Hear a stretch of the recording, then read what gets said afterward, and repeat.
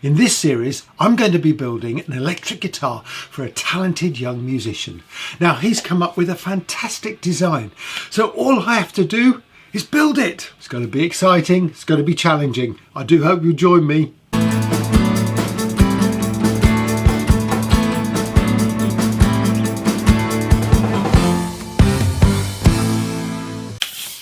Well, hello there. You catch me fine sanding a guitar here. Now, this isn't the guitar that I'm making for our young musician friend. This is a bass guitar that I made years ago. It's a fretless bass, and I'll put up a photo of it there. And well, I never bothered finishing it, and I thought, well, I need to remind myself how to finish a guitar with a nice gloss finish. And the best way to do that is to actually take that old guitar and try and finish it. So what I've done, I've dyed it blue, as you can probably see, using the same sort of dye that I'll probably use on the commission guitar I'm working on, only I'm going to do that black. So I gave it a good couple of coats of dye, and then I've sprayed it with this Mohawk Hydro Gold lacquer. Now, I'll be perfectly honest with you, I've had this for years, but I thought I've got it, so I'm going to try and use it. I've been sanding this. I'm now on 1500 paper, 1500 grit paper, and well, I'm getting there. I'm going to go down to 2500. Then I'm going to switch to my micro, whatever it's called, micro cloth or something, which will take me down into the thousands. So I'm going to carry on with this for a bit and I'll get back to you. Now I'm going to go at the front with this micro mesh pad. This is the wine brown one, which according to the chart is the 3600. So let's give it a go.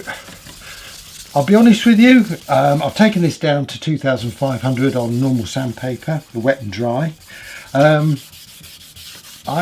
not sure whether these make that much of a difference, but I'm going to go over the front with it and let's just see. I'll be honest, when I spray, I get orange peel. So I've had to sand out a lot of orange peel on here. There's still some left on there, I can see it. But, you know, there's a limit to what I know I can do. We'll go now to 6000. I'm going to jump to the purple one.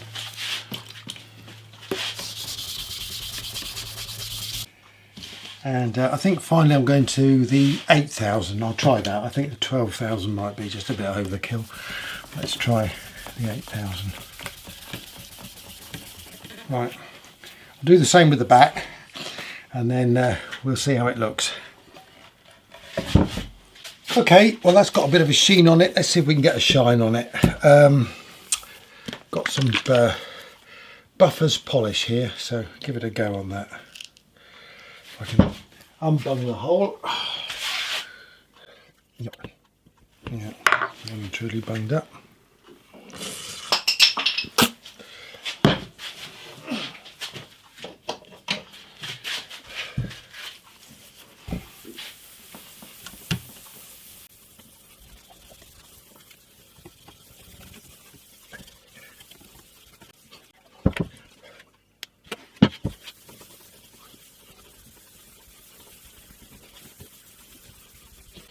Right, well I realise my lamb's wool buffing disc there needs to be washed because it was leaving some marks on it. I'll put my white gloves on while I'm touching this. I've got a shine. I think it's more of a sheen than a shine. Don't know if you can see that. Yeah, it's more of a sheen than a shine really, which is, to be honest with you, what I've managed to achieve in the past, and I think it's probably as good as I'm going to get. Now I had about 5 coats of the clear coat on top of this.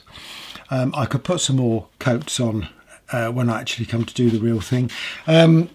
I've also got to be really careful that I don't sand too much, because this is what I've done in this top corner here, if you can see it, and taken some of the dye off. I sanded it with a 320 disc, sanding disc, and that took a lot of the lumps and bumps off the orange peel. But yeah, on the edge it just went a bit too close, so I think on the finished guitar I'm going to have to do it by hand. But anyway, yeah, this is turned out reasonably well. It was never going to be absolutely brilliant, but it's a hell of a lot better than it was, which is good. And yeah, I've learnt something. When I started building guitars, there was two things that I wanted to make. Once I'd made a sort of 6-string, one was a long neck bass, because I only had a short Jedson bass, a short scale, and the other was a fretless bass. And went up to London to a music exhibition up there, and they had a Music Man fretless bass up there, and I had a go on it, and that definitely sold it for me. And I thought, I've got to make one of these.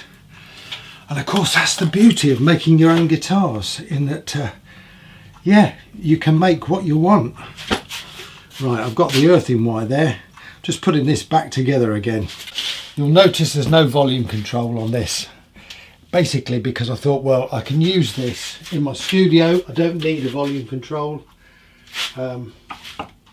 So I thought, yeah, let's just go for it. And that's what's made it easy for me to use this guitar as a bit of a trial. Actually, let's put a bit of wax on the screws, because it does help them go in.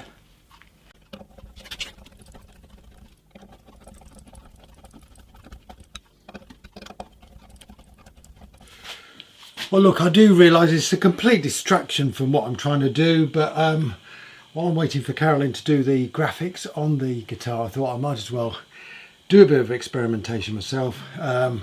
Yeah, and bought this guitar up to date, and it looks really nice.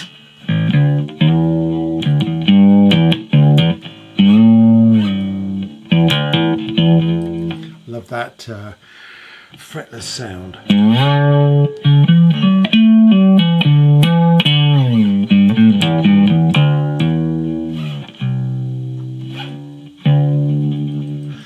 Anyway, wow.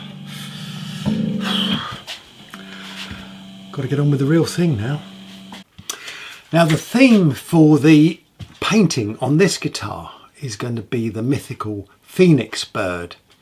Now, Carolyn, my wife, who's a fantastic artist and has painted some brilliant things on my guitars, has been doing research over the last few months to find a suitable image that would work on the top of this guitar, and she's created her own version of that. She drew it out on paper first, and over the last few weeks she's been sketching it out on top of the guitar.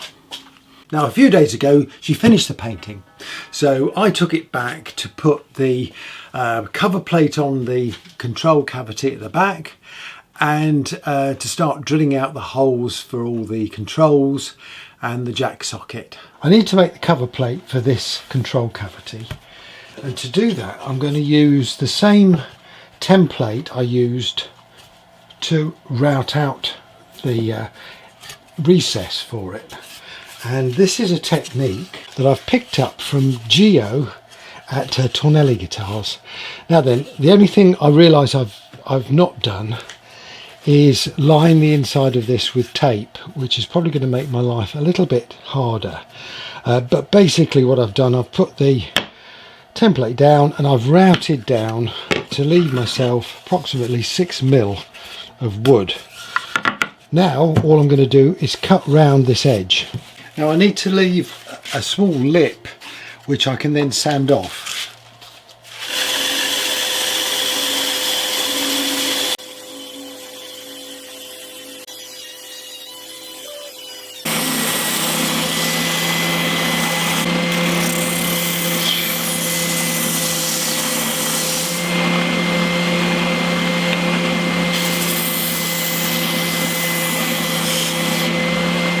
Now, I think this is going to work, except for the fact that I made a bit of a mistake.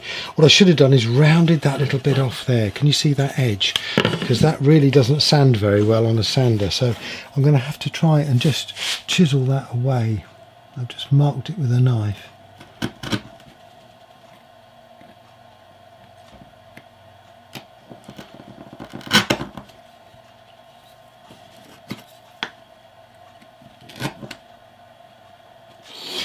So you learn my lessons here.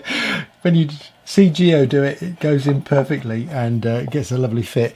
I haven't got a great fit, and I've also got the grain going the wrong way, which doesn't really help, although this guitar is going to be painted black on the back, so you won't actually see the grain. But yeah, it's it sort of works for me, and it sort of doesn't. It's where the experts make it look so simple. Okay, you join me about half an hour later, where I've reverted back to my normal way of doing this, which is basically to draw around the stencil or the template with a pencil and then just sand down to the pencil, which is what I've done, and that fits in there nicely. This is where you see the difference between a professional and an amateur like me.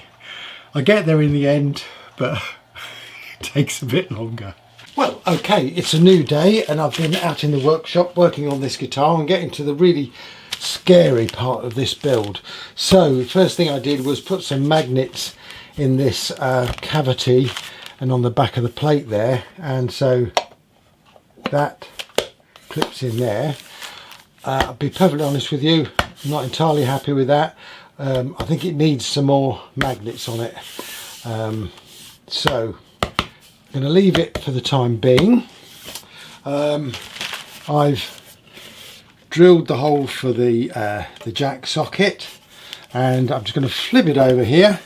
Now Carolyn has been working on this beautiful illustration, and she's done a sketch on the guitar. So I've now sanded all of this down to 600 again. What I need to do is to stain this guitar black, just avoiding that area. So that's going to be fun. But before I do that, I'm drilling the holes for the controls, and I'm also introducing a little dip, a little depression round the knob there. Now the tools to do those sort of little dips there, those depressions, are quite expensive, and so it gave me a challenge. Could I create something that would do the job that wouldn't cost an arm and a leg? And I think I've got something. It's not perfect, but I think it works. Let me show you. It occurred to me that when something's spinning round, in actual fact it doesn't have to be round in order to create a dip.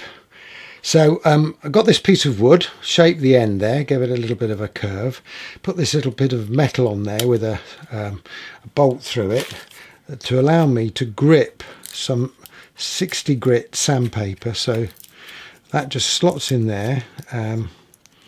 It is a bit of a fiddle because it's a tight fit. And there we go. I can get that in there. So that then goes round that curve on the top there. Do that up. Okay, now I'll load that into my drill and then very carefully start making that dip. Now, as I said, this is far from perfect, but I have to be very careful. I don't want it to wander off. So I've got the speed on this set to slow.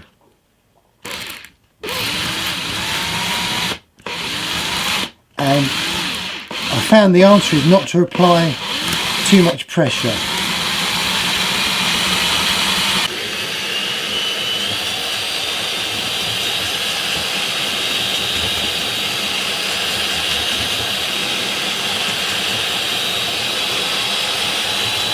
So that process gets me started, And then to sort of smooth it and widen it, I'm using some 120 grit and just basically going round the edge.